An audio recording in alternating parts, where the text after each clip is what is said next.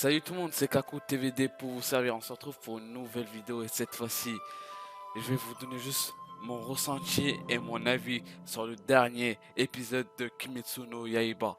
Juste une dinguerie, des sueurs froides.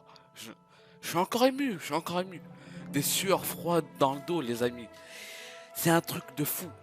C'est un truc de fou parce que déjà, juste ce personnage principal qui est intelligent, qui est stratégique, qui est capable de prendre le temps d'analyser avant de combattre.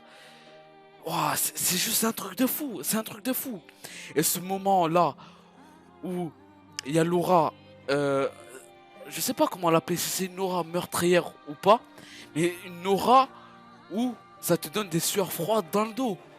C'est un truc de fou. Ce dernier épisode de Kimetsu no Yaiba, désolé les amis, mais je me base que sur une seule scène là. Je vous assure, il y a tellement de choses à dire. Il y a tellement de choses à dire sur cet épisode. Mais là, juste sur cette scène, ouais, je vous dis franchement, j'ai été bluffé. Sur l'ensemble de l'épisode, j'ai été bluffé. Les émotions sur les dernières scènes m'ont laissé ils m'ont laissé sans parole, sans mots. C'est wow, c'est juste wow. Regardez, j'arrive même pas à parler, j'arrive même pas à argumenter. C'est un truc de fou.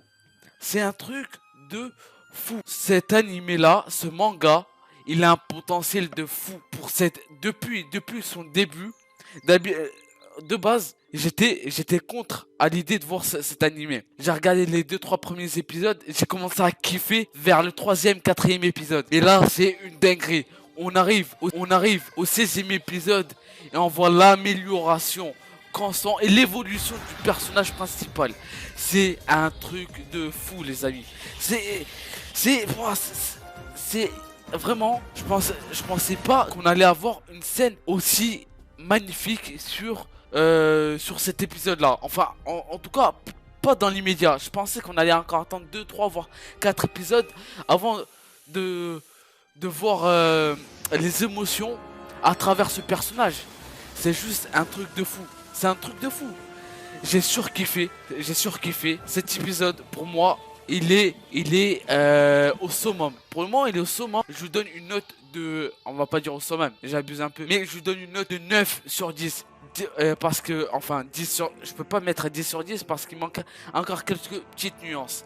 Ce qui est bien dans cet animé, c'est que l'auteur, il arrive à envoyer, enfin à nous faire comprendre les émotions des personnages avec une petite musique traditionnelle japonaise qui est vraiment atypique et qui est vraiment qui sort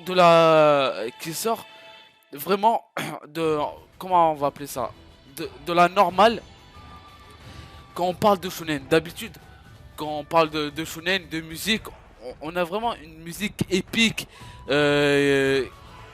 où on sait qu'il y aura de la baston. Il y aura de la baston.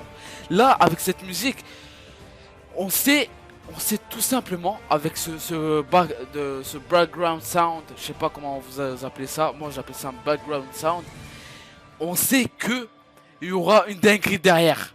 Pas forcément un combat, mais il y aura une dinguerie. Voilà, ça c'était mon ressenti. Je vais laisser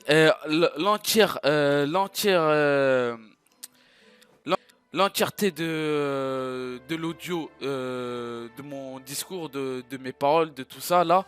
Je vais quasiment rien supprimer, juste pour vous faire comprendre à quel point cet épisode c'était de la folie pure, et je vous conseille fortement d'aller voir cet animé pour une fois. Je vous assure que cette série, c'est une série à regarder. C'est un animé, un manga à voir. Si vous pouvez le lire, allez sur Scantradia ou l'Elscan ou One Piece Scan, ce que vous voulez, OP Scan. Par contre, je vous dis juste, c'est un truc de fou. C'est un truc de fou. Je vous spoil pas, mais c'est un truc de fou. Cet épisode m'a complètement bluffé, m'a étonné. Il a réussi à me faire comprendre des émotions. C'est un truc de fou. C'est juste un truc de fou.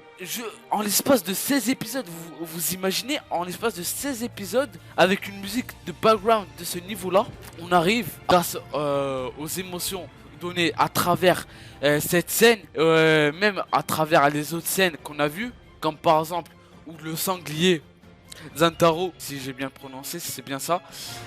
Zantaro, où il a des petites lumières, des petites étincelles blanches, où il dit, par exemple, où il dit arrête de me faire dégager ta gentillesse, arrête de me donner de ta gentillesse.